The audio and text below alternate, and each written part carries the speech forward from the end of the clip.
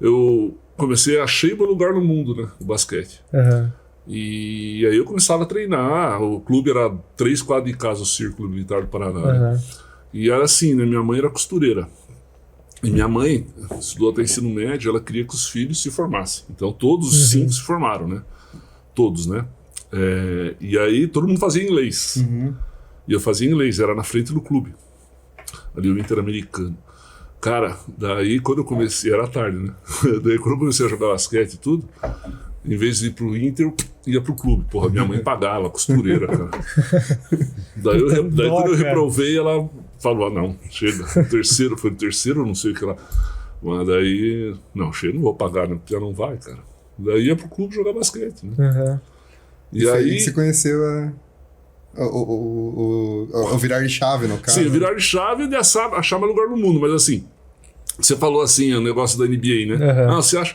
Eu não tinha nenhuma intenção com o basquete. Era um hobby. Era um lugar que me aceitava e eu gostava. E o pessoal até falava, Rolando, chegar na seleção brasileira, você vai lembrar de mim? Eu falei, você tá louco? Eu? Seleção brasileira? Você vai chegar. Eu falei, tá bom, beleza. Eu não acreditava, não sabia que eu podia ser profissional do basquete. Mas será que na época a galera já não via um talento diferente em você, cara? Eu acho que o Chicão viu, né? Entendeu? É que os olheiros é complicado, né? As pessoas conseguem enxergar algo que a gente mesmo não consegue. E ele agora eu entendo, porque né, eu sou profissional de educação física, né? E ele era profissional de educação física ainda, né? Se aposentou. Mas ele viu em mim. Né? E isso, assim, quando eu dava aula de pedagogia de esporte, eu falava dessa história, que é o olhar do profissional de educação física. Entendeu? Você tem que ter esse olhar a mais, né? E ele viu em mim, né? Então, eu queria ser como ele, né? Dando aula, né? Na educação física, eu via alguém que tinha um talento, encaminhava, sabe? É muito legal isso, né? Você encaminhar. E ele é que nem um pai pra mim, né? Eu acho que ele até tá cansado de escutar, né? Toda vez que eu vou falar, eu falo... o Chicão é um pai pra mim. É que na verdade eu acho que além da altura, ele também, por mais que não soubesse tanta técnica, ele viu que tinha alguma coisa diferente. Ele falou, putz, vai investir nesse piá.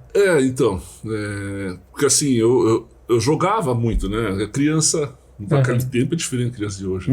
Eu vivia na rua jogando, né? Futebol, jogava basquete em casa, a gente fez uma lata de lixo sem fundo, pendurou lá na árvore, jogava, né? Então...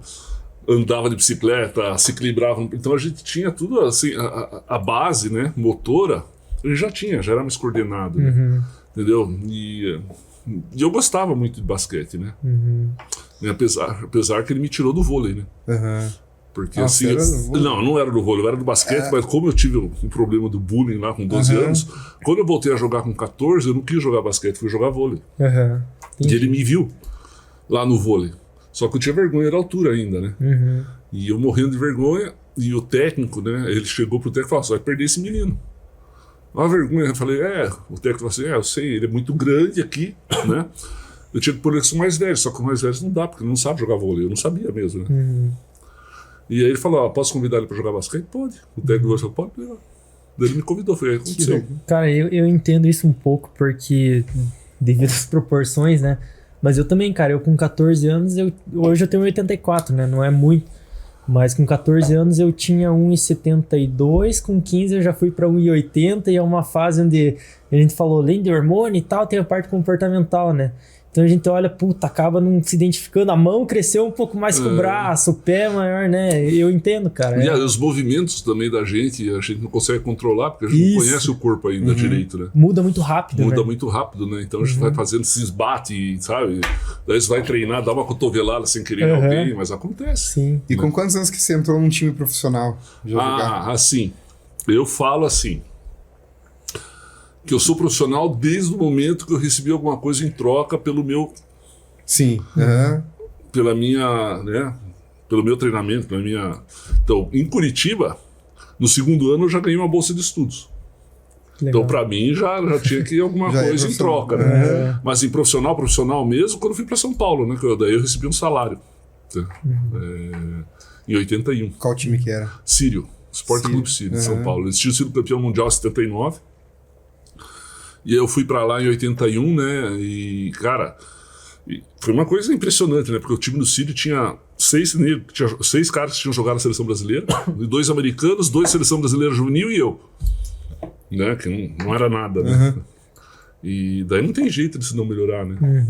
Mas na época, Rolando, que ano que foi isso? 81. 81. Hoje a gente sabe que esporte e cultura no Brasil é um pouquinho mais valorizado, né? Mas na época era dado devido valor para um atleta, por exemplo, que, pô, se representava, chegou a representar a seleção brasileira e jogou fora do Brasil. Você acha que na época a galera tinha a noção do quão importante tinha que ser valorizado isso? O atleta? O atleta em si, ou Sim, o esporte? então. Quando eu fui para São Paulo, né, eu fui meio empurrado. Né, que o meu técnico, o Chicão, falou, não, você tem que ir. Eu até tinha recebido um convite antes de ir para Minas. Ele falou assim, não, Minas você não vai trocar 6 por meia dúzia. Eu falei, que em Minas? Daí quando apareceu o Círio, eu fui meio empurrado, né? Você tem que ir, não sei o que mais, blá, blá. E aí meu objetivo era o seguinte, me formar às custas do Círio e voltar para Curitiba. Era isso que eu queria fazer. Eu falei, eu queria jogar basquete. Só que assim, o basquete era o segundo esporte do país na época. Só perdia o futebol. Então a gente tinha coluna no jornal, Gazeta Esportiva, TV Cultura tinha um programa de basquete, a gente eu ia lá dar entrevista, né? Comecei a aparecer, aquelas coisas, seleção paulista, né? E depois, um ano depois, seleção brasileira, juvenil. E assim, arranjei uma namorada. Pô, ganhava um dinheiro que eu não ganhava, que eu não passava necessidade, né? Minha mãe não deixava, minha irmã, né, mais velha, que é como minha segunda mãe também, né? Então, eu era muito mimado, né? E aí falei, cara, que eu vou voltar pra Curitiba? Eu vou jogar basquete o resto da vida. Porque ela é valorizado, bem valorizado, né?